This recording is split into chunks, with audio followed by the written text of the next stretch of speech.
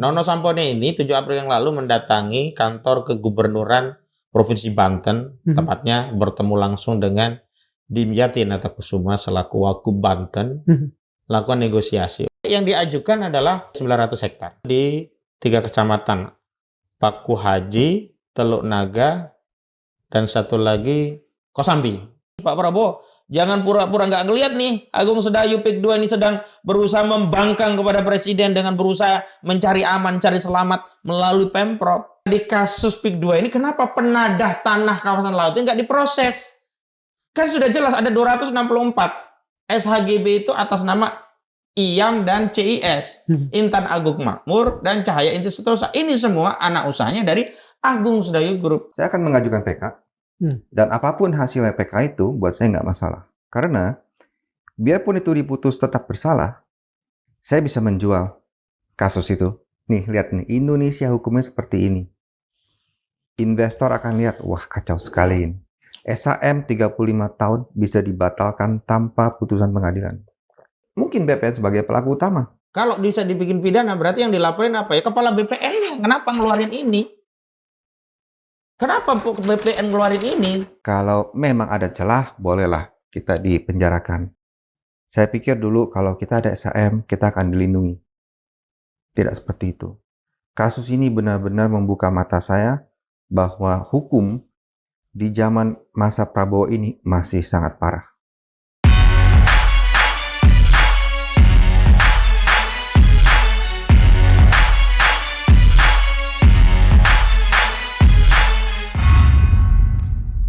Bismillahirrahmanirrahim. Assalamualaikum warahmatullahi wabarakatuh.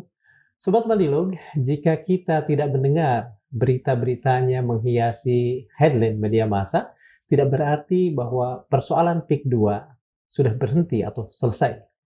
Beberapa hal berjalan dan beberapa mungkin cukup mengejutkan, entah dari sisi positif ataupun barangkali juga dari sisi negatif.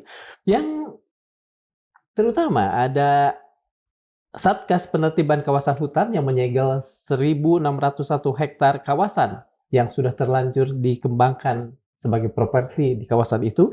Kemudian ada lagi kasus hukum, ada putusan yang berkaitan dengan Saudara Sukamto. Beliau adalah notaris yang sempat dimintakan bantuannya oleh Pak Cari Chandra. Siapa Pak Cari Chandra? Tentu Anda masih ingat, beliau adalah seseorang yang dikriminalisasi dan harus mengalami penahanan selama sekitar 1 tahun penuh. Dan alhamdulillah saat ini sudah kembali bebas bersama keluarganya. Apa saja yang kemudian masih berlangsung di PIK 2, dan untuk katakan saja berbagi dengan Anda tentang hal-hal yang baru terjadi di sana. Di Madilog kali ini kami kembali menghadirkan Mas Ahmad Khozinuddin, terima kasih, dan Pak Charlie yang beberapa waktu yang lalu kita sempat juga mengungkap persoalan hukum yang dihadapi oleh beliau. Terima kasih Mas Ahmad, Pak Charlie sudah berkenan untuk hadir di Madilog. Sama-sama. Siapa dulu ya? Mas Ahmad dulu deh. Boleh. Ya, ini soal Pak Sukamto ini menarik mungkin dari sisi hukum. Silakan. Ya, saya coba buat menyampaikan deskripsi tentang kasus PIK 2, anatominya begitu. Ada yang berdampak secara publik kepada masyarakat, kemudian ada yang berdampak kepada sejumlah individu yang menjadi korban kriminalisasi. Ya. Kalau kita sebut ada Cari Chandra, sebenarnya hanya sebagian gitu. Kalau sebelumnya juga ada Haji Fuad Effendi Jarkasi, yang bahkan beliau ketika sakit harus menandatangani tanda tangan ya. Dan itu kan polisinya AKP Yan Hendranya kan sudah disanksi etik, memang melanggar gitu. Walau memang tidak dipecat, yang jelas kan dia salah melakukan tindakan intimidasi kepada orang warga sipil yang tidak ada kaitan dengan tupoksinya sebagai penyidik. Baik. Jadi kalau dalam konteks kebijakan kita coba akan refleksi sebentar ya Kang Darmawan.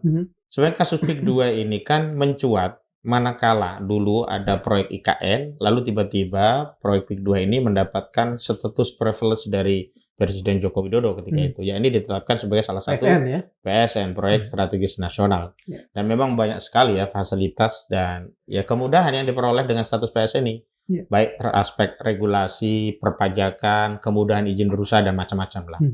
Nah, hari ini yang menjadi soal tentang PIK 2 itu pelan-pelan sudah mulai terungkap ke publik dan sebagian masalahnya sudah terurai, terjawab, tapi sebagian masalah yang lain tentu masih kompleks. Misalnya soal pagar laut. Dulu orang tidak percaya ada 30,16 km pagar laut itu. Nah, itu sudah berujung dengan adanya pidana terhadap Arsin dan kawan-kawan Kades Kohot yang terakhir divonis melanggar ketentuan pasal 9 Undang-Undang Tipikor dengan vonis penjara 3,5 tahun dan denda 100 juta rupiah, subsidiar 6 bulan kurungan kalau tidak dibayar begitu.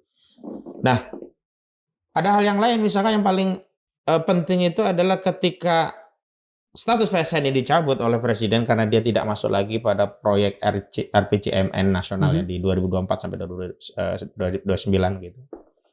Itu ketika Presiden Prabowo Subianto menandatangani Perpres nomor 5 tahun 2025 tentang penertiban kawasan hutan PKH. Follow up-nya adalah Presiden membentuk apa yang disebut dengan Satgas PKH, penertiban kawasan hutan. Dan tindakan yang kita ketahui yang dilakukan oleh negara melalui Satgas PKH ini adalah melakukan penyegelan terhadap kawasan tropical coastline 1.601 hektar di kawasan PIK 2 disegel. Gitu. Karena apa? Karena memang di situ adalah kawasan hutan lindung. Dan ini yang kemudian menjadi salah satu objek gugatan kami di Pengadilan Negeri Jakarta Pusat yang luasannya sebenarnya bukan 1.601, tapi 1.775 saat itu. Berarti kan dari 1.775 hanya sekian saja yang itu tanah privat. Mayoritasnya 1.601 ini kan tanah negara. Ya, itu kawasan hutan lindung, khususnya hutan mangrove gitu ya.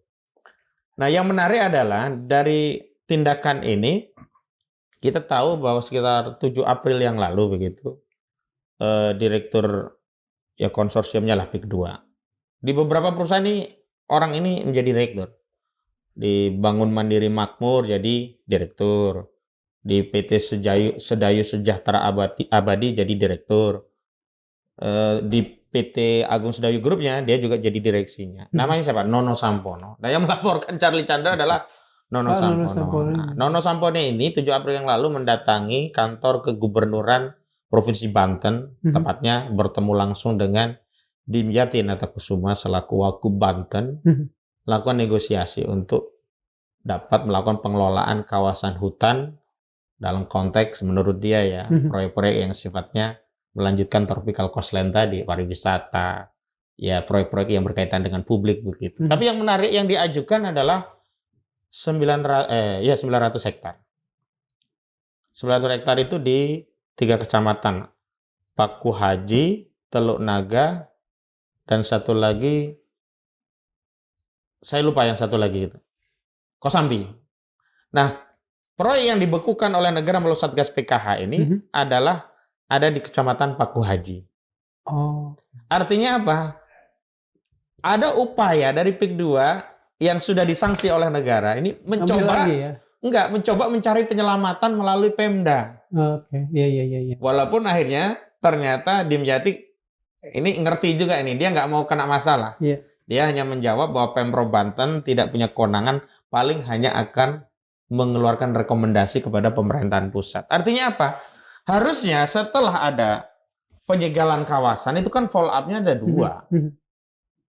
Pertama follow up secara hukum berarti ada tindakan penyidikan terhadap pelanggaran kawasan hutan yang digunakan untuk kawasan komersil, juga denda administratif yang memang diatur dalam Perpres nomor 5 tahun 2025. Yang paling penting adalah kawasan itu kan harusnya dikembalikan pada fungsinya ya. Iya. Sebagai kawasan mangrove tadi. Mangrove, hutan lindung, karena itu kan kaitannya dengan menjaga ekosistem ya, daya tampung lahan agar apa? Agar mendukung daya hidup warga sekitar.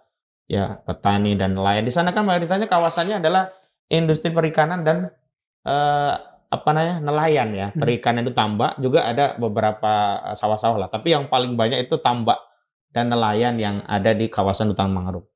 Di situ kan masyarakat atau nelayan itu kan mendapat keuntungan yang luar biasa dari kawasan hutan mangrove ya.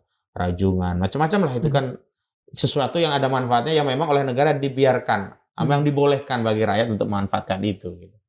Nah, maksud saya adalah ternyata proyek PIK 2 meskipun sudah ada sanksi oleh pusat, masih ada upaya dalam bahasa administrasi ya, ketatanegaraan ini disebut pembangkangan tentunya. Iya.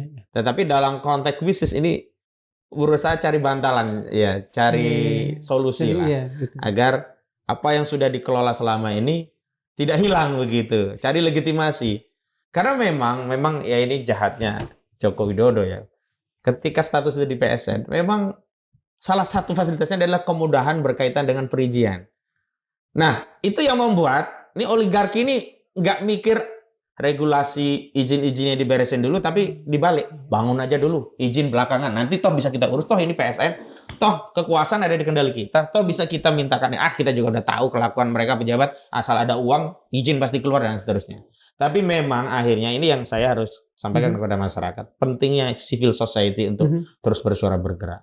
Ini kan karena gerakan-gerakan masyarakat aktivis, ada Said Didu, Khalid Miqdar, Gufroni, ada Menu, ada banyak tokoh termasuk sampai Abraham Samad turun ikut demo dan sebagainya. Ini kan yang menyebabkan ada atensi dari negara.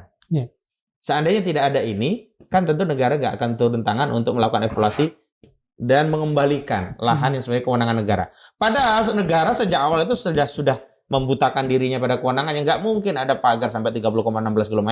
Nggak tahu itu nggak mungkin. Nggak mungkin juga ada kawasan hutan lindung berubah. Ini Kementerian Kehutanan ngapain kerjanya begitu? Itu dalam konteks publik. Nah, kalau teks privat memang cari ini kan dulu divonis. Awalnya divonis 4 tahun ya. Karena dituntut 6 tahun melakukan pemalsuan dokumen di Pengadilan Negeri Tangerang. Kemudian di tingkat banding, alhamdulillah, ya ini juga atas dukungan seluruh masyarakat yang memang beri atensi, karena saat sidang selalu banyak ya yang ikut mendukung, dan saat kami datang ke Pengadilan Tinggi Banten juga banyak yang membersamai. Akhirnya saat putusan banding itu turun jadi 1 tahun. Nah, kemudian ada kasasi dikuatkan 1 tahun dan akhirnya Charlie bebas. Nah, paralel dengan itu kan Charlie ini tidak sendiri, dianggap melakukan tindak kejahatan secara bersama-sama atau setidaknya turut serta bersama notarisnya yang namanya Sukamto. Nah, hari ini ada putusan Sukamto di tingkat banding sama vonisnya 1 tahun. Nah, sedang mengajukan kasasi, tapi nanti ada pertimbangan yang menarik, mungkin nanti Charlie yang akan jelaskan. Tapi yang perlu saya sepil adalah bahwa korban PIK 2 itu bukan hanya kewenangan negara yang dirampas, kepentingan publik yang tercederai, tapi ada individu yang menjadi korban. Charlie yang punya tanah nggak mau dijual, akhirnya dikerjain dengan modus operandi. Orang mau balik nama, ngurus ke BPN udah cek ini aman, ya ditindaklanjuti kan, nggak salah kan? Tapi yang dipersoalkan justru notaris yang ngurus sama orang yang memohon untuk balik nama waris atas nama ayahnya Sumita Chandra kepada Charlie dan beberapa saudaranya gitu. Nah, itu yang menurut saya penting untuk diketahui masyarakat, bahwa korbannya banyak, termasuk Haji Fuad Effendi Jarkasi yang saya sebutkan tadi. Ini yang saya kira perlu kita terus ingatkan kepada publik, agar apa? Agar kasus ini tidak dianggap selesai hanya karena sudah ada penyegelan Satgas PKH, pencabutan status PSN, Arsin. Nah, kalau kita pakai logika pidana ya, tidak layak hanya Arsin, kemudian Ujang Karta, kemudian siapa tadi itu, ada 2 lagi itu. Nggak layak. Harusnya apa? Begini, saya beri analogi. Kalau ada orang maling motor, komponen motor itu dipecah-pecah, dijual ke tukang pembeli barang gelap. Ketika polisi menindak pencuri motor, pasti dia juga menindak orang yang nampung, penadah ya. Penadahnya kan harusnya kena. Nah, di kasus PIK 2 ini kenapa penadah tanah kawasan laut ini nggak diproses? Kan sudah jelas ada 264 SHGB itu atas nama IAM dan CIS, Intan Agung Makmur dan Cahaya Inti Setosa. Ini semua anak usahanya dari Agung Sedayu Group. Lu kok bisa orang yang nyuri tanah laut, tanah negara divonis 3,5 tahun karena dia penggelapan jabatan pasal 9 Undang-Undang Tipikor. Lah yang nerima barang korupsinya Lenggang Agung. Iya, anak usaha Agung Sedayu Group. Agung Sedayu Group kok nggak diproses? Oke, bisa jadi kita pakai analogi. Mereka berdalih kan nggak ngerti pembeli itikat baik. Lah ini jelas pembeli beritikat buruk. Saya kasih analogi lagi. Kalau orang ya, tukang barang itu ya, ada orang jual komponen motor kita beli, kita bisa itikat baik. Dia ini kan motor kan hal yang legal saya beli. Lah tiba-tiba ada orang jual komponen pesawat Hercules punya TNI, kita beli, mana ada itikat baik? Itu jelas bukan kewenangan swasta, itu pasti hasil nyuri. Sama juga PT Agung Sedayu, sudah jelas yang dijual laut, dia kan ngecek wilayahnya, kok tetap dibeli? Nggak ada itikat baik itu. Itu itikat jahat dari Agung Sedayu Group yang memang mau merampas wilayah kedaulatan tanah kita. Ini yang harusnya dikejar. percobaan dari Pak Nono untuk mendekati Pemprov Banten, itu artinya di satu sisi PIK ini sangat keras kepala, terus berusaha dengan segala cara untuk mendapatkan apa yang mereka mau, itu di satu sisi. Dan di sisi lain, apakah artinya negara saat ini sudah jauh lebih baik dibandingkan dengan ketika kemarin negara justru memberikan fasilitas PSN tadi. PSN itu. Ya, kita harus akui bahwa kita bersyukur negara walaupun belum sepenuhnya hadir, dan tentu saja konteks hadir tadi tidak kita tafsirkan karena negara punya kesadaran. Tapi kata kuncinya karena ada tuntutan masyarakat. Karena kalau tidak ada gerakan masyarakat, mungkin bisa jadi sampai hari ini status itu masih PSN. Tidak ada yang namanya penyegelan. Tapi yang menarik adalah apa yang dilakukan Nono itu apakah bentuk upaya ya keras kepala? Saya pikir bagi PIK 2 Nono nggak ada pilihan lain. Dia harus melaksanakan perintah dari pemilik PIK 2, Aguan dan Antoni Salim. Lu selamatin. Kenapa? Ini kan udah banyak investasi. Pertama mereka investasi berkaitan dengan membeli lahannya. Laut-laut tadi. Ini kan amsyong, hilang semua. Sertifikatnya kan oleh Nusron Wahid dibatalkan. Ada 2 kan. Kalau nggak kalian cabut sendiri, kita batalin. Walaupun sampai hari ini kita masih belum percaya. Kenapa? Harus ada proses pengguntingan sertifikat-sertifikat itu. Agar kita tahu, nggak ditipu. Tiba-tiba nanti ketika masyarakat udah mulai mereda, tiba-tiba muncul lagi. Diurus lagi, direklamasi. Tiba-tiba udah jadi bangunan-bangunan. Dijual dari 1 meter, belinya cuma 10.000 perak. Dijual menjadi 30 juta per meter. Kan di kawasan industri PIK 2 itu, lahan-lahan yang siap siap bangun itu 1 meternya 30 jutaan. Sementara lahan-lahan laut yang mau mereka uruk, yang sebagian sudah diuruk ini, itu cuma modal 10.000 pengakuannya di persidangan kan. Dibeli 10.000 per meter kali 30 kilometer. Makanya sekitar 30 miliaran itu kerugiannya. Tapi kan yang terima nggak segitu. Ini ada penghubung, ada harga yang lain. Nah, artinya apa? Kita harus tetap waspada. Karena saya melihat PIK 2 itu sebagai role model bagaimana kita menjaga kedaulatan wilayah negara kita. Soalnya, Kang Darmawan, fakta seperti ini kan berlaku umum di berbagai kawasan wilayah negara kita. Cuman kan nggak kita jangkau, yang di Morowali nggak bisa, yang di misalkan di Batam kita nggak bisa, yang di kemarin yang rame di daerah di Bekasi ya? Bukan, iya Bekasi juga ada. Yang itu apa namanya, proyek mau jadi pabrik kaca itu di Rempang juga nggak bisa jangkau, dan wilayah lainnya. Dan memang menariknya begini, ini perlu masyarakat ketahui. Perpres nomor 5 tahun 2005 itu kan bicara tentang penertiban kawasan hutan. Ternyata sudah dibaca oleh negara. Penyalahgunaan kawasan hutan itu pada 3 hal yang paling utama. Core-nya 3 hal. Pertama, penyalahgunaan kawasan hutan untuk perkebunan. Mayoritasnya adalah sawit. Dan ini terkonfirmasi pada zaman era Menteri Luhut Binsar Panjaitan. Sudah ada audit terhadap perkebunan sawit di negara kita. Ditemukan ada masalah di 9,5 juta hektar lahan sawit. Dari situ ketemu yang benar-benar ilegal 3,5 juta hektar. Nah, waktu itu kan Luhut punya wacana mau diputihkan. Tapi terakhir kan diambil alih jadi aset Agrinas gitu ya. Yang kedua, penyalahgunaan kawasan hutan untuk tambang. Nah, yang paling banyak adalah batu bara, nikel, timah. Izinnya sih, misalnya modusnya sih 2 rata-rata. Pertama, perluasan kawasan konsesi pertambangan. Yang kedua, benar-benar nggak ada izin ngambil di wilayah hutan. Misalkan dia cuma punya izin perkebunan, ya katakanlah 100 hektar. Tapi faktanya yang dia bangun sawitnya itu di sana bisa 500 hektar. Dan 400 hektar ini kan nggak mungkin rakyat bisa ngecek. Yang bisa ngecek siapa? Aparat. Dan oleh aparat kenapa? Didiemin. Kenapa? Ya lumayan buat ATM. Makanya kesulitan kemarin Satgas untuk menertibkan kawasan hutan diantaranya ini akan menghilangkan ATM oknum-oknum aparat yang selama ini tahu terjadi pelanggaran kawasan hutan, baik untuk nikel, untuk batu bara, termasuk utamanya untuk kawasan perkebunan sawit.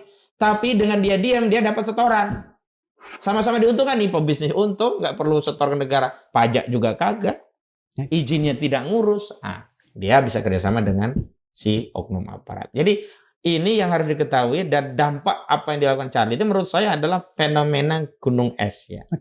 sebagian saja nampak, sementara ini Yang tidak lebih nampak. besar di Lebih dalam banyak. ya. Saya akan banyak bertanya lagi nanti untuk Iya, soal ini, tapi saya akan alihkan dulu ke Pak Charlie ya. Pak Charlie, Pak Sukamto dapat vonis banding dari Pak Kamto itu adalah 1 tahun. betul. Kalau melihat apa namanya posisi Pak Charlie dan Pak Kamto, seharusnya kan kalau Pak Kamto dapat 1 tahun, Pak Charlie kalau menurut logika harus lebih apa namanya lebih sedikit dibanding Pak Kamto. Nah, apa dampak hukum? Barangkali sudah pernah ngobrol dengan penasihat hukum Bapak.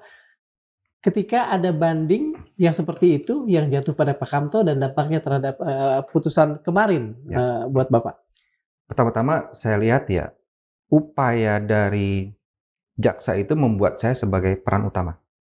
Oh. Makanya saya disebut sebagai pelaku utama, karena saya adalah orang yang mendapatkan manfaat dari situ. Tapi tidak berhasil. Di putusan PN, saya sebagai turut serta. Dan saya divonis 4 tahun. Lebih berat daripada Arsin, 260 sertifikat. Nah, di tingkat banding, vonis tersebut diturunkan ke 1 tahun. Saya belum pernah lihat ada putusan PN yang dari 4 ke 1. Iya. Jadi walaupun saya diputus bersalah, di situ saya lihat sebagai kemenangan juga. Setelah itu, jaksa dan saya mengajukan kasasi dan itu ditolak. Jadi karena proses sidang lumayan lama, setelah putusan kasasi tidak lama, mungkin sekitar 3-4 minggu, saya sudah bebas. Gitu. Nah, Sukamto kemudian ada putusan bandingnya, saya baca, loh, ini aneh sekali kok Sukamto sebagai turut serta juga. Oh. Jadi setelah saya lihat, ini kami berdua diposisikan sebagai turut serta. Jadi ini main personnya siapa sebetulnya? Nah, itu kita bingung. Sebenarnya kalau kita lihat, mungkin pernah lihat ya penangkapan saya di media. Di video. Iya, itu kan ada sekitar 50 polisi nangkap sekaligus semua. Itu sebenarnya di media tuh diberitakan seolah saya memasukkan sertifikat.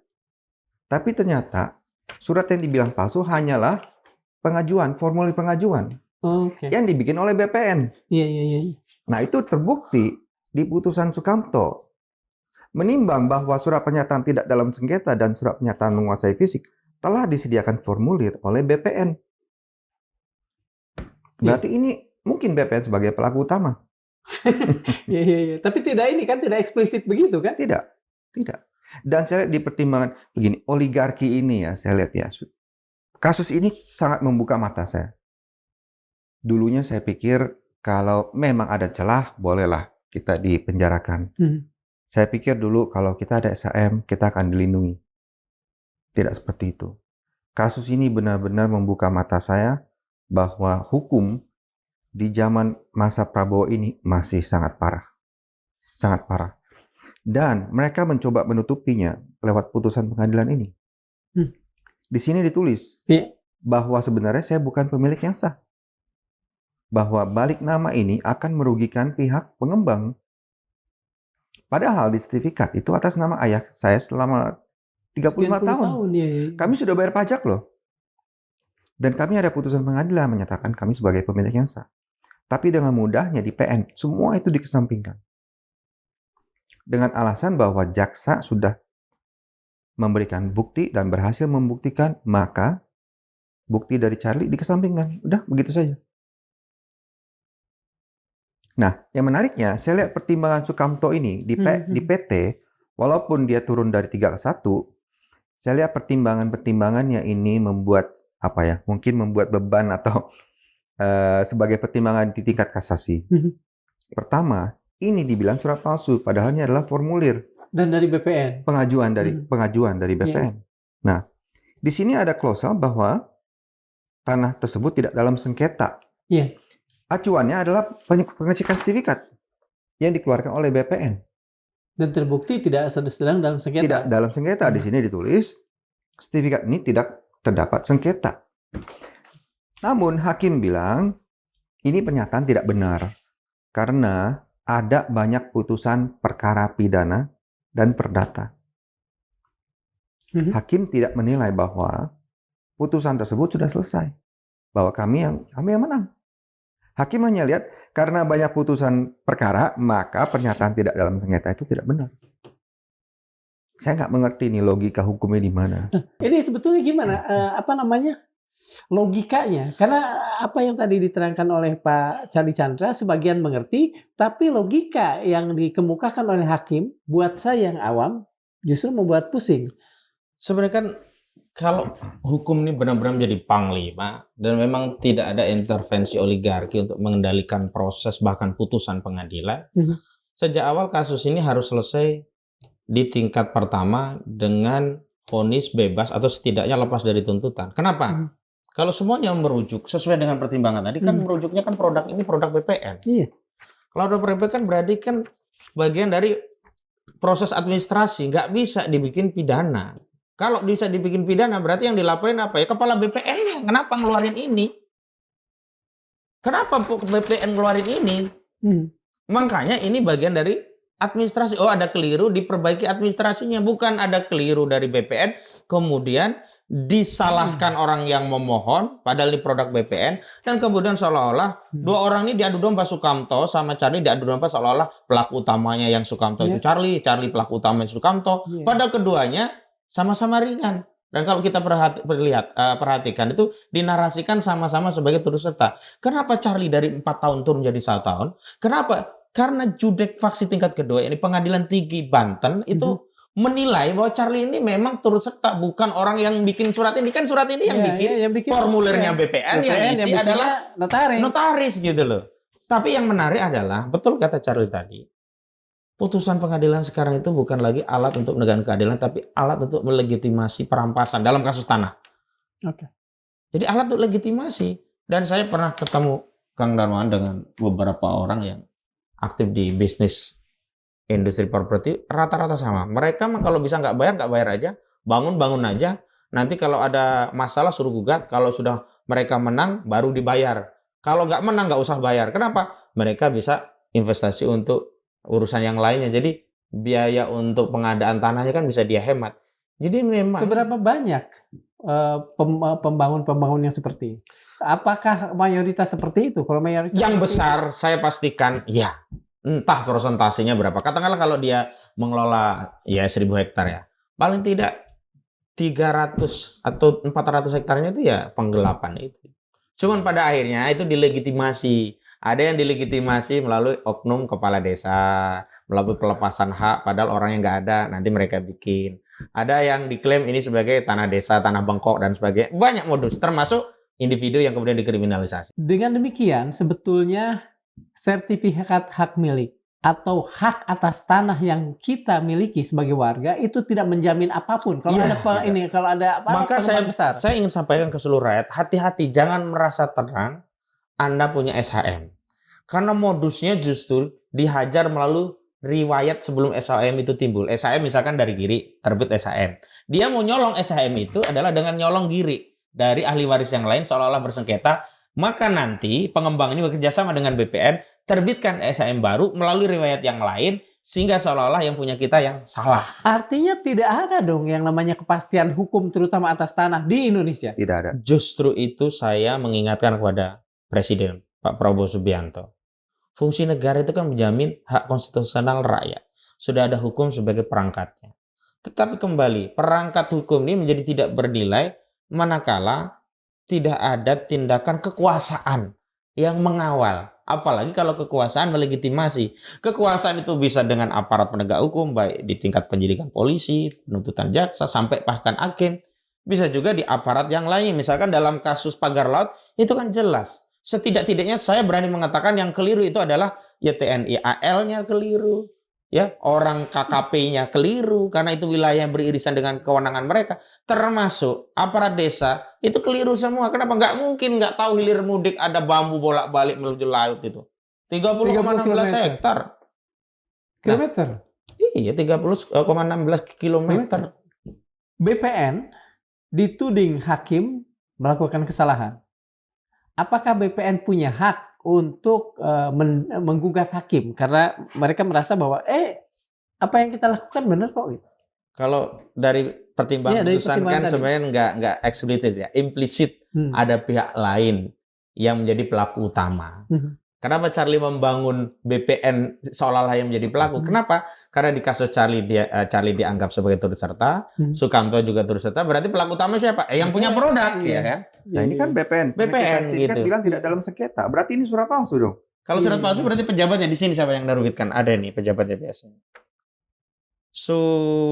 Aduh nggak terlihat. Boleh dong orang BPN merasa tersakiti dengan pernyataan hakim. Enggak, karena ini bagian dari aktivitas yang melibatkan banyak aktor, termasuk aktor oknum di BPN. Nggak peduli mereka. Kan BPN Kabupaten sempat tiarap karena kasus pagar laut. Banyak sertifikat yang mau proses itu sementara tiarap. Kenapa? Karena ada proses pemeriksaan. Dan di sektor darat kan saya sudah menemukan data, ada 900 hektar. Tanah dikuasai hanya 3 individu yang memang digugat adalah bagian dari Agung Sedayu Group. Ada Freddy, Gojali, sama satu lagi, saya lupa yang satu lagi. Kan nggak mungkin satu orang punya 300 hektar. Nggak boleh kan. Tapi itu terjadinya ada NIB di atas 900 hektaran itu yang pernah saya bawa ke Komisi 2 DPR di bidang pertanahan kan, mitranya BPN saat itu. Sampai hari ini juga nggak ada proses untuk melakukan audit. Saya jadi bingung. Lalu kita ya, Pak Charlie kita, rakyat ini mau kemana mengadu gitu loh. Makanya podcast ini setidaknya membangun kesadaran rakyat dan setidaknya menekan kekuasaan, setidaknya di kasus inilah ikut hadir. Walaupun banyak kasus lainnya nggak hadir, akhirnya kita begitu. Walau kalau akhirnya ini minimal sekali sebetulnya kita sebagai warga berharap seperti itu ya. Sementara kitalah yang menggaji mereka. Ya, saya mau ngomong apa? Saya mau berdusta mengatakan bahwa negara ini hadir, semua masalah ini sudah diamankan, negara melindungi. Saya malah akan dituntut oleh masyarakat yang punya banyak pengalaman menjadi korban perampasan tanah. Di urusan tanah, korban kriminalisasi. Di urusan yang lain. Kita misalkan dengar kabar ya, ada orang nangkep pencuri. Ya ada sedikit lah kekerasan. Tiba-tiba pencurinya yang dianggap korban. Orang yang mengambil tindakan kemudian dianggap melakukan kejahatan. Sudah apa ya?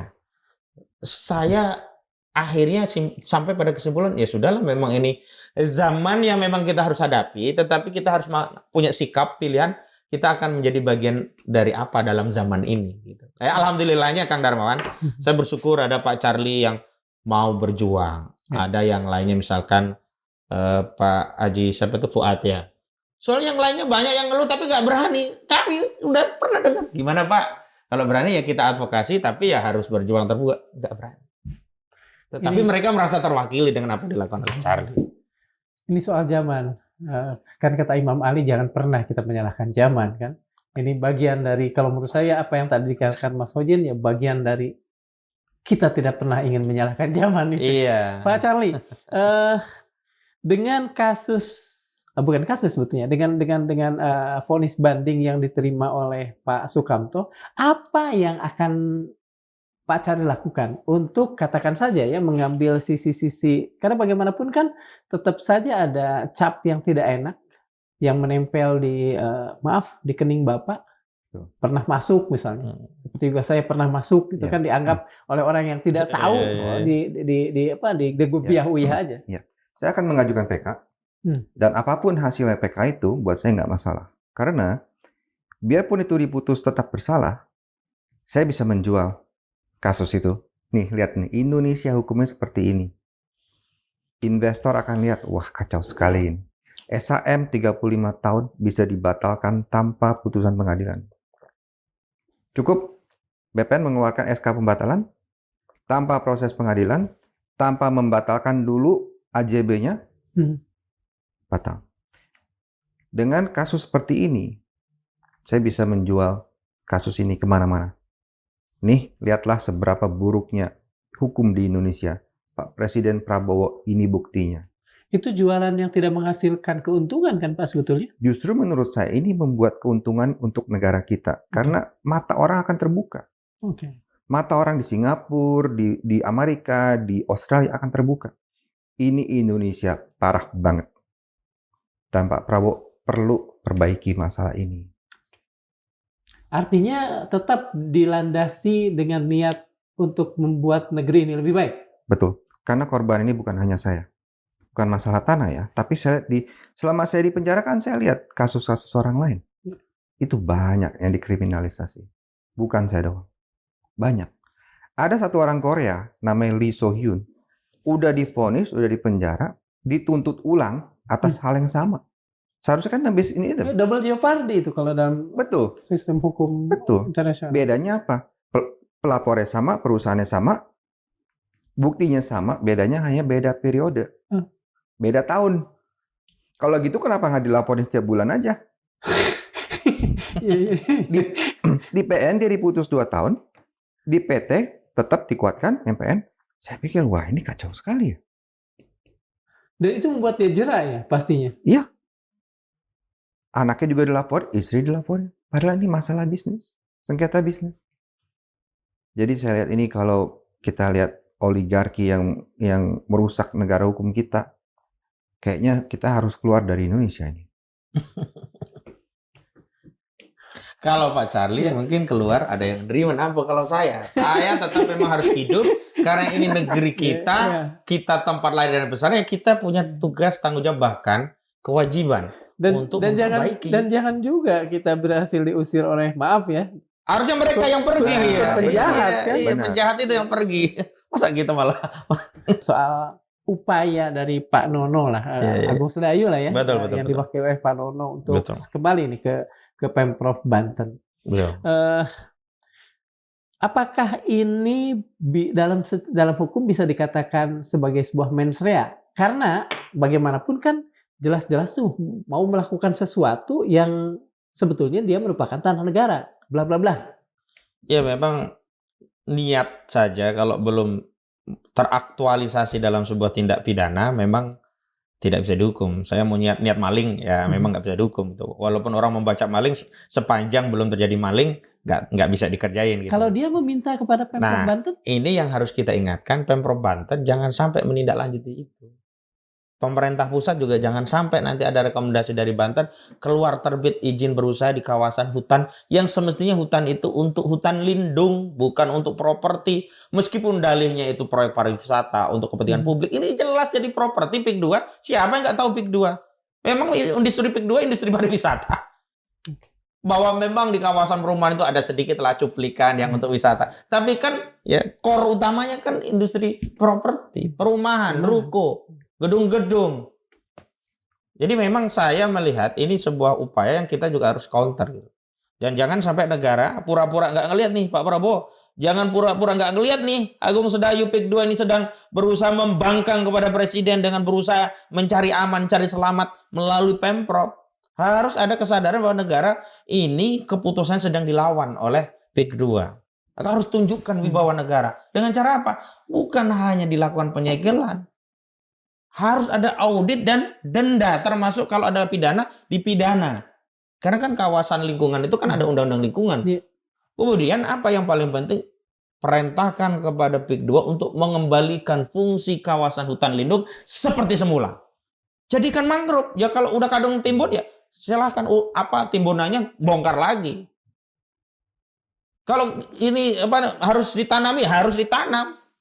Kembalikan seperti fungsi awal begitu. Bayangkan 1755 sudah disegel 1601, mereka berusaha mencari penyelamatan untuk 900 hektarnya. Ya kita menyebut ya beberapa kecamatan ada Paku Haji, Teluk Naga, sama Kosambi itu untuk pemanis seolah-olah ada 3 kecamatan, tapi mayoritasnya ada di Paku Haji yang sudah disegel tadi. Kayak saya jadi bingung loh, kita ini bantuin negara ya Pak Charlie. Kita ini bantuin negara loh, jangan dianggap Charlie Chandra itu melawan negara, menuntut haknya. Dan memang saya juga mendukung Charlie karena kami sih berharap Sukamto ini di tingkat kasasi dia bebas. Karena nggak ada alasan dia disalahkan. Sukamto ngisi ini karena ada pengecekan sertifikat dari BPN. Salahnya Sukamto di mana? Dasarnya ini. Salahnya Charlie apa? Yang ngisi ini Sukamto. Charlie apa dasarnya minta Sukamto ngurus ini? Karena punya sertifikat. Salahnya Charlie apa? Sertifikat yang diterbitkan lagi-lagi BPN. BPN ini tempat negara. Masa kalau begitu kan yang salah harusnya negara, yang harusnya dipenjara negara kalau apa yang dilakukan Charlie ini salah, kan enggak begitu logikanya. Kok malah rakyat yang kemudian disalah-salahkan? Oh itu produknya negara, produknya pemerintah. Maka ketika nanti, ya ini saya mau bilang ke Pak Prabowo lah, cara menolongnya di antara tadi. Kalau putusan ini bebas, bisa jadi novum, jadi PK juga demi hukum harus bebas. Karena persoalannya bukan karena hari ini Charlie sudah bebas seperti sedia kala bersama kita. Persoalannya adalah ada status hukum itu yang harus dipulihkan. Yang kedua, ada narasi perjuangan yang harus sampai kepada rakyat bahwa ketika kita sudah mendapatkan karunia dibebaskan, bukan berarti kita melupakan perjuangan.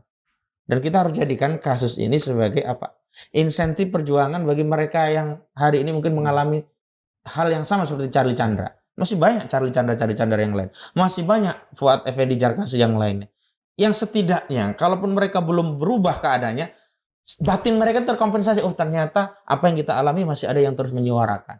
Makanya saya juga berterima sekali. Terima kasih kepada Madilog nih ngangkat tema-tema seperti ini. Karena ruang seperti ini nggak akan kami dapatkan dari pemerintah. Nggak akan kami dapatkan dari media mainstream. Nggak akan. Ya media-media mainstream pemerintah ya justru banyak kemudian menjadi etalasenya oligarki. Produk apa promo kawasan bisnis. Yuk ini beli rumah di sini properti cicilannya murah. Kan itu yang sering berseliweran. Nggak mungkin ada media kemudian ngangkat topik kayak gini. Mas Ali, kalau PK itu Bapak ajukan, sebetulnya goal yang paling utama apa? Mengkoreksi hukum yang sangat salah.